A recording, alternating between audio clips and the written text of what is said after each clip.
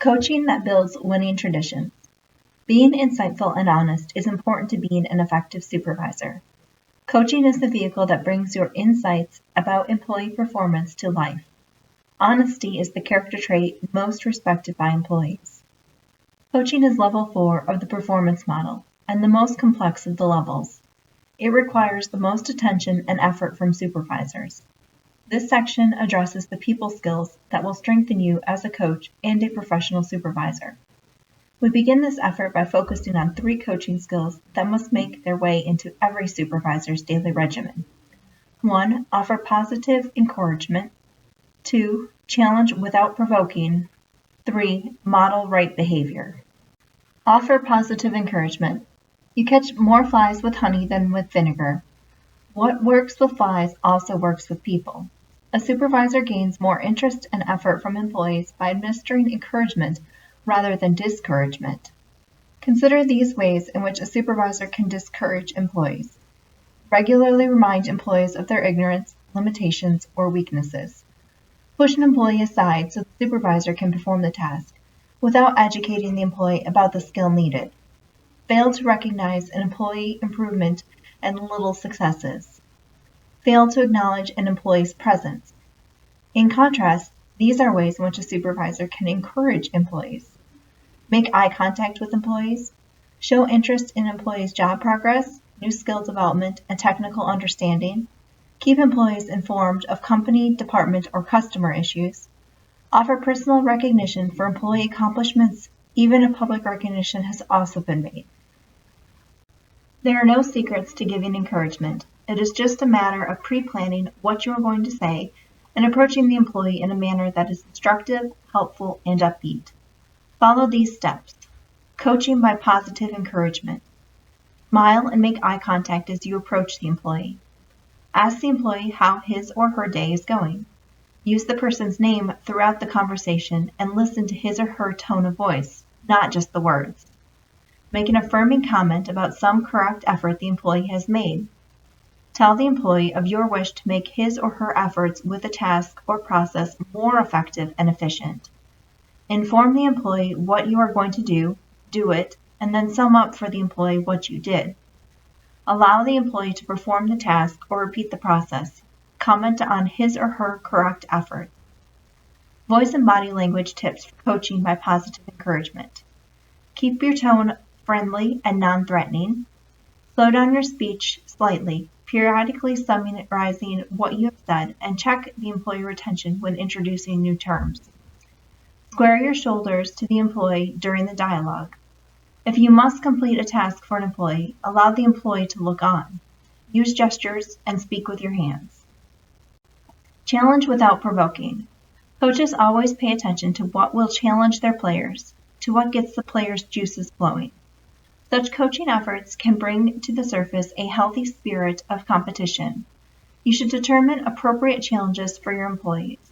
A challenge gains the attention and releases the energy of your employees as they realize you are available for moral and technical support. A supervisor has to challenge some people just enough to move them to action without provoking them to inaction.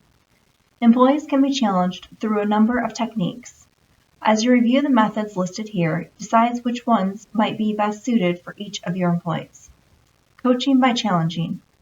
1. Develop goals that are outside an employee's easy reach. 2. Mention to an employee that another associate has reached some new performance plateau. 3. Offer to provide a non-monetary reward for some performance or skill enhancement.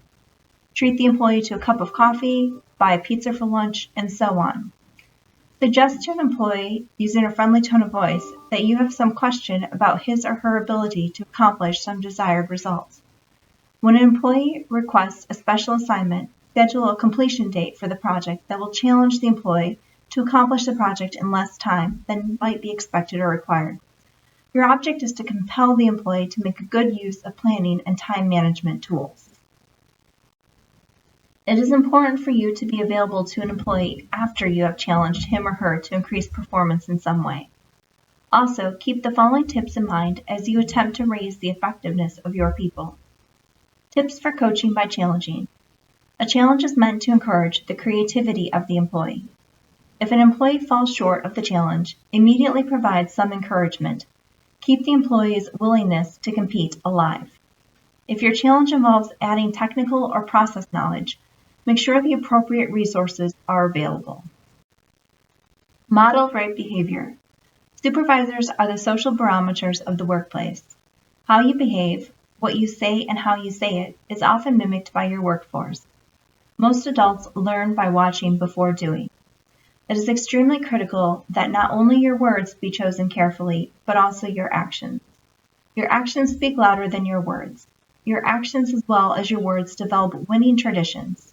To model right behavior, you must be conscious of your work environment, the impact your actions make on your people and your company objectives. Coaching by modeling right behavior. Use language that is positive rather than negative. For example, say, "Since the computer system is down, let's make sure we understand what we might do in the future to prevent another system crash." Don't say, "What do you mean the system is down again? What did you do to it this time?" Remove any talk from your vocabulary that is abusive, racist, or sexist. For example, say, "Mary, you'll need to start on the Walgreen job just as soon as you can." Don't say, "Mary, get your sorry little bleep bleep bleep going on the Walgreen job." Discuss difficult issues with employees in private. Play by the same ground rules as your employees. Don't look to bend company policies for yourself or your department favorites. Show respect to other employees, supervisors, and managers, even when they're not around. Practice integrity. Do what you say you will and look for the positive in others. Although it may not always be easy to decide what right behavior is, it is usually clear what is not right. In today's work environment, you must demonstrate the right thing in your work behavior as a supervisor and head coach of your department or team. Do your best to incorporate the 5 B's. Tips for coaching by modeling right behavior. The 5 B's. Be consistent. Consistency reinforces believability and accountability. Be honest. Honesty establishes credibility and instills integrity. Be kind. Kindness reminds others to treat all people with respect and fairness. Be forgiving. Forgiveness helps employees understand that making a mistake or failing at a particular task is not the end of the world. Failures should be viewed as opportunities to learn and grow. Be visible. Visibility means you are available to employees. It drives confidence. You have now learned about several skills that will enable you to enter more confidently into coaching situations. Acquiring these skills will also strengthen your ability to recognize key coaching opportunities. Some coaching situations that you are likely to experience are addressed in the next section. Situations that require coaching skills. As you begin to adopt a coaching mentality, you will find that coaching skills are helpful in almost everything you do as a supervisor. Let's look at 4 main areas in which you must act as a coach to your employees. These 4 areas will encompass most of your activities as a supervisor in the 21st century. The first area involves your ability to employ your people well.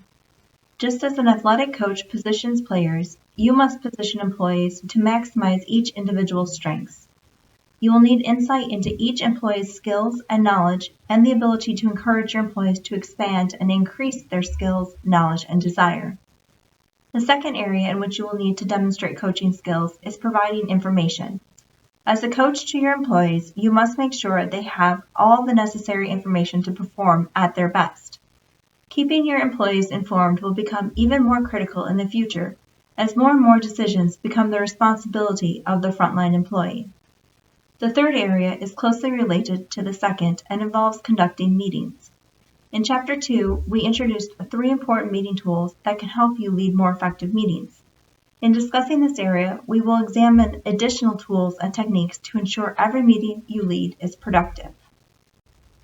The last coaching area involves correcting problem employees. Problem employees are found in every workforce.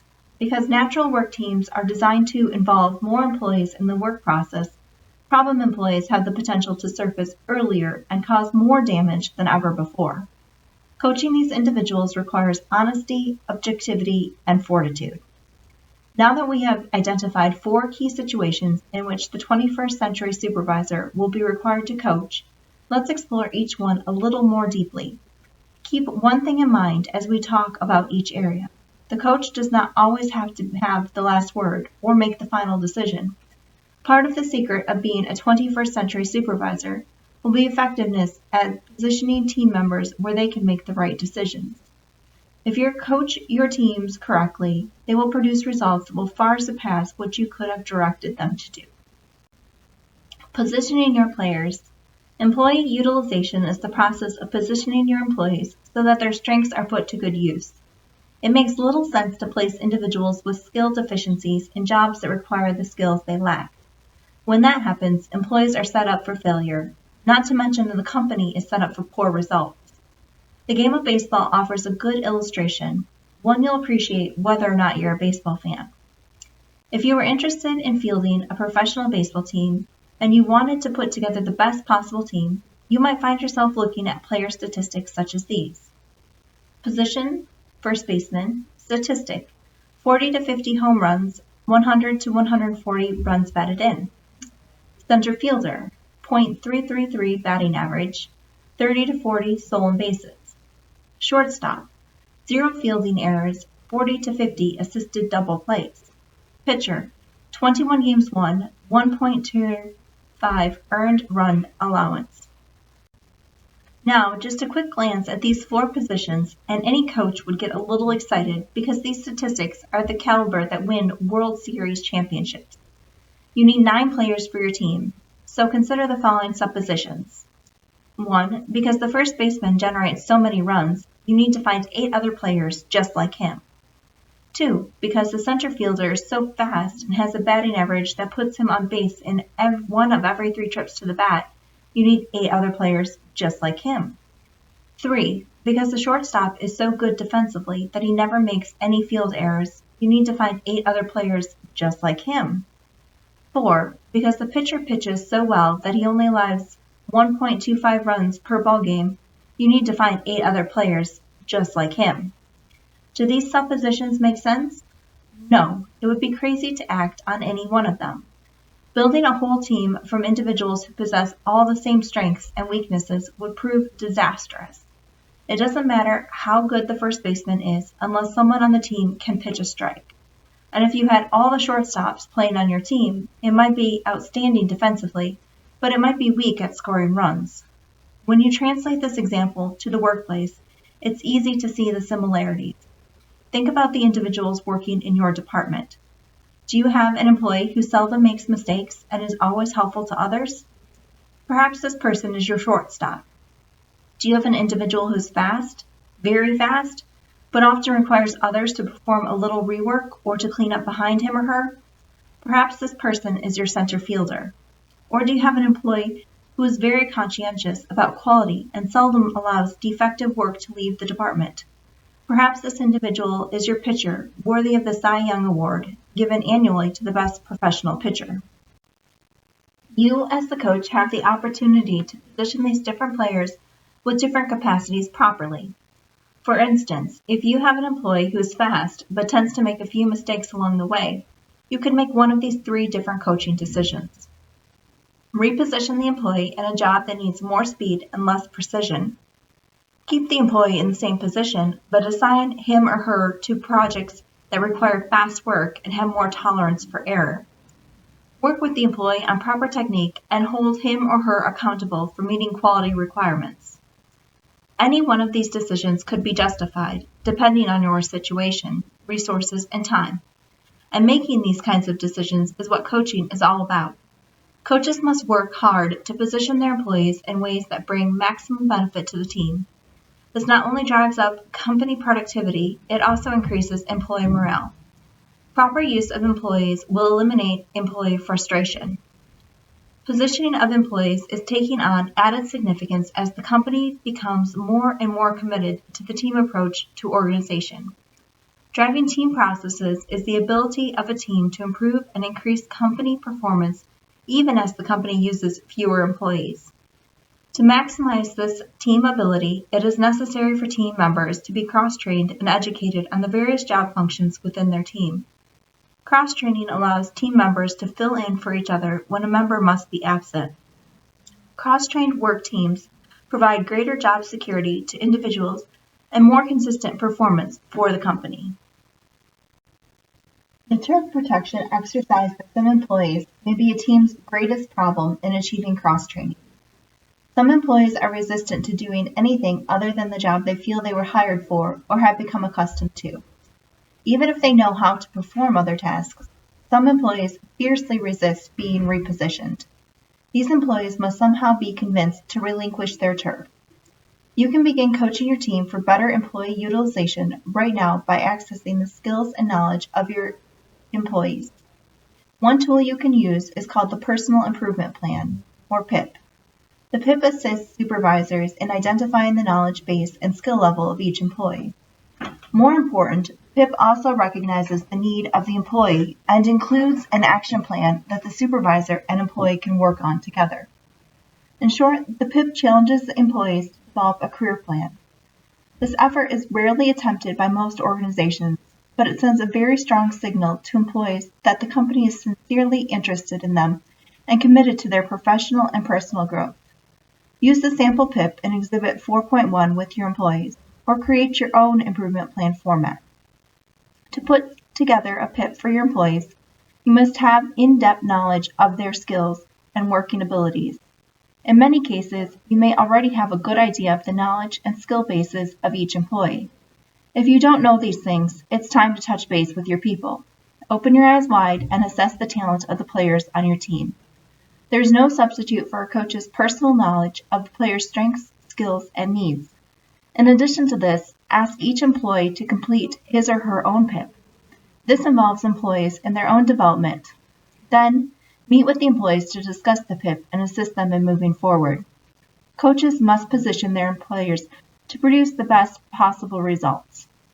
However, no coach can accomplish this without having a strong grasp of the abilities of his or her team members. With such knowledge, the 21st century supervisor will be in a great position to ensure the team members are being employed effectively. Providing information. The information age has certainly delivered everything it promised. For most organizations, the transition to computer-generated reports was completed long ago. Now, not only do we have more information available, we have it available faster than ever before. In the future, we can expect to see information capabilities grow in both quantity and accessibility, and more people will be involved in using and processing information. Because teams will be responsible for making an increasing number of workplace decisions, information will be their prime resource. Every decision made by a team, whether it concerns vacation schedules or new equipment needs, will require clear and accurate information in a timely fashion. The second key coaching area is ensuring that information, the right information, gets into the hands of the people who need it. To take the role of an effective information provider, you must know what information is available and what information is needed by your team, and what the best way to deliver that information is. No matter how long you have worked for your present employer, it is a good idea to meet with a representative of your data processing department, your information systems department, and your accounting department. Ask each of them what information is available to you and your teams. If someone looks at you with disbelief, don't take it as a no. These information sources are probably just not used to supervisors who are interested in all the information they produce. Try to build a good working relationship with these people, because they can prove to be a great help to you and your team.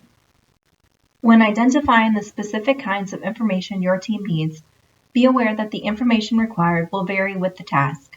Essentially, your team members will need any information that enables them to make better decisions in their current tasks.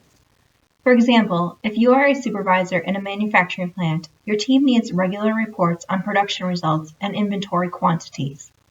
If you supervise an office full of customer service representatives, your team needs on-time shipment reports, return percentages, and the number of callbacks made to a customer's location. To make decisions about purchasing new equipment, your team needs operating costs and a profitability goals analysis. As the coach, you must identify the information needed by your team and bridge the gap between those who can provide such information and your employees. It is also important to ensure that the information supplied to your employees is presented in such a way that it is easily understood. Your company can create the best information known to man, but if you and your people do not understand the presentation, the information is useless. At times, you may have to serve as an information translator for your employees.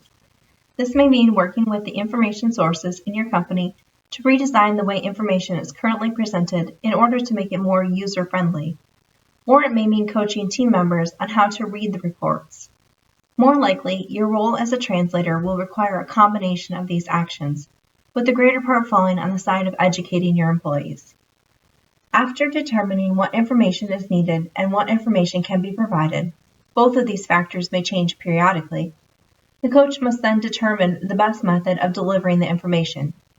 Daily performance results might easily be graphed and posted at workstations or on a bulletin board or team action board. Depending on the available computer terminals, it might also be effective to teach your team how to bring up daily information on the computer screens. Some information might be best presented verbally, either one-on-one or at a team meeting. As the coach, you have the responsibility of determining the delivery method that will work best. In some cases, you may need to present the information using all three delivery methods: computers, written reports, and verbal expression. Managing meetings. Closely associated with the coach's responsibility to provide the information is the coach's responsibility to conduct meetings. Because of the increasing need for coordination and exchange of information among team members, meetings will be the dominant feature of team life in the 21st century. And though you may not have to lead each meeting, you must ensure that the necessary meetings take place and that their intended purposes are achieved. Meetings are often the best forum for delivering necessary information. Therefore, the 21st century supervisor will be intimately involved in scheduling and conducting meetings. Chapter 2 and 3 discuss the supervisor's need for facilitation skills. The following sections identify the different kinds of meetings and discuss how to make meetings more productive. From the point of view of frequency, you will need to conduct 4 kinds of meetings. Daily meetings. The purpose of daily meetings is to coordinate team tasks and discuss team positioning, as well as other pertinent changes or information for the workday. These meetings should be held during the first hour of each workday or shift. They should be short, lasting no more than 15 to 30 minutes. Weekly meetings. The purpose of weekly meetings is to discuss team concerns such as improvement needs, problems, and safety updates. These meetings should be scheduled ahead of time. All team members should attend. A management representative should attend if possible and appropriate. Plan for these meetings to last 30 to 60 minutes. Monthly or quarterly meetings. Monthly or quarterly meetings should be held to present performance results from the last month or quarter. Trends in overall company and team performance should be addressed, and team goals and objectives should be re-examined. The amount of time allotted to this meeting may range from 60 to 90 minutes. As a coach, you should take the lead in this meeting and make sure you communicate your commitment to seeing the team reach the desired results. Team huddles. Team huddles are spontaneous meetings of 15 minutes or less that may take place throughout the workday. The purpose of huddles is to provide prompt opportunities to address changes or problems that have surfaced that affect the team's performance. Often these meetings can be conducted in the work area with the team members standing up. Your use of huddles will strengthen your team's confidence in you and allow you to ensure that everyone on the team has the most current information.